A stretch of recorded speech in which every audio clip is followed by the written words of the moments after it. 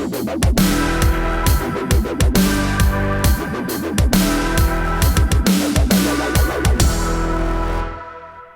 there's been nothing but stories about fake news lately, and frankly, we've always assured you that who you're going to trust, me or your own lying eyes. Unfortunately, you may in fact be having your problems with your own lying eyes. Hi everybody, I'm Bill Whittle here with Steve Green and Scott Ott, and this is the latest update on some remarkable computer technology that even at its onset is showing the capability for unbelievable mischief. Gentlemen, it wasn't too long ago, a month or two ago, I did a segment on something that's being called Photoshop for audio, where if you talk into this program for just a few moments, the program determines all of your phonics and how you speak and rhythms and everything. And then you can type in anything you want to, and it will be spoken in your voice, exactly like your voice. And I thought, man, I don't know, maybe 10 years from now, they might be able to do that with video. It turned out it was more like 6 weeks. Folks, I'd like you to take a quick look at this video, just give you the basics of it. So we're going to roll that for you right now. Basically, what these German computer scientists have done is develop a series of mathematical algorithms that allow a computer to look at a flat image of Steve or Scott or me, for example, and with just a little bit of motion of the head can determine what your head looks like. They then make a 3D model in real time, map your face video onto that, but watch, you now can speak and they will say anything you want them to say. Anything. Yeah. Now, Scott, if we were to see a video come out in the next, I don't know, after the inauguration somewhere 6 months from now, and Barack Obama admitted that he was a Muslim and admitted that he hated America, he admitted that he wasn't born in Kenya and all of those things. Well, that would be true. But what if he said something like, I really love this country and I want to see her succeed? That could be typed in by somebody who's using this technology. Don't you think this is a terrible risk? If it's no longer a question of pics or it didn't happen, if the pics are showing you things that didn't happen, we're in a bit of trouble. Well, I mean, first of all, you see a video of Barack Obama saying, I love this country and I want nothing but her success. I mean, immediately that's going to, antenna go up and you go to Snopes and all that kind of stuff. But the first thought about this when I saw this technology was, hey, it's been great for 8 years doing this show and not having to dress from the waist down. Now we won't have to dress from the waist up. We can just be off stage talking into a microphone. We don't even have to be here, Scott. Yeah, that's awesome. I could be on the beach in Cancun. We could get 3 interns to sit here and using their own voices and their own facial expressions to be translated into the 3 of us. I'm going to get my dog. That's awesome. I love that. Yeah, I think, more and more it has become difficult to determine what people have actually said and what they haven't said. And for years, and a couple hundred years, we've relied on third or fourth party reporting of, some source told me that so-and-so said, and then we write that down. And as long as we put it in quotation marks, we know that it was really said.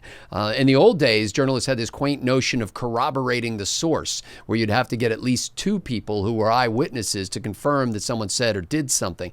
That's kind of fallen by the wayside when we realize that all we have to do is give our own opinion. But in this case, now you have the ability to completely fake people out. And I think what it will do is it will create a new industry of ways that you can use to verify that it's actually you. I mean, in a sense, like when I pick up my phone and I need to access my password vault, I have to use my fingerprint to identify that. There's going to be some sort of technology come along that will enable me to scan that video and determine whether it's a real person or not. And then this gets to be sort of an infinite loop of technology. And eventually the only way you'll be able to get your news is by going face to face with the actual person who said or did something. As in the olden times, when I was sitting around the campfire wondering at this orange leaping marvel between some sort of wood or something. Steve, that sounds great, and I think that Scott frankly covered an area I never thought about before, never thought about using the technology against the technology. But assume for a moment that, look, this technology exists now, and looking at the example of what we're seeing right now, I think most people would be fooled by this. I don't think I would be fooled by this only because I have a background in computer animation and 3D modeling myself, but very soon I won't be able to tell it apart. I suspect that you will always be able to tell if you get into the metadata and if you really start looking down at the individual pixels. However, what do we do, Steve, when we get people who, as we've seen in this last election, hear something they want to hear and just go running for the woods with their hair on fire? It's going to get worse before it gets better, don't you think? It really is, and it's going to get cheaper as well. Look, a couple of weeks ago, I took my young sons to see Rogue One, the Star Wars movie.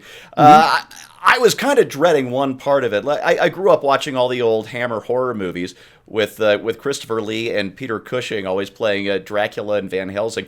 And I've been a big Peter Cushing fan since I was knee-high to a small duck, and his character from Star Wars, Grand Moff Tarkin, the guy in charge of the original Death Star, had a big role in Rogue One, but of course Peter Cushing's been dead for 35 years, I think. And they used a stand-in, an actor who does just a remarkable impersonation of Peter Cushing's voice, that sharp, elegant British thing he does so well.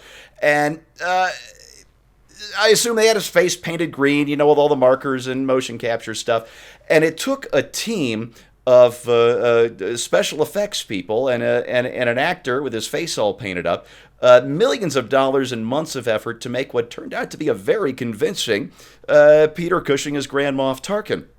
I was really shocked by how good it was. But again, months of effort, millions of dollars, teams of computer experts. And now here we are. The movie's only been out a couple of weeks, and already we are seeing how a couple of German engineers with a PC can do this in real time. Maybe not as good as Star Wars, but as you say, this is version 1. Now, the real way to have figured out this wasn't the real Grand Moff Tarkin is if he'd have said something like, well, you know what, this Death Star is great, but I don't want to shoot anybody. That'd be wrong.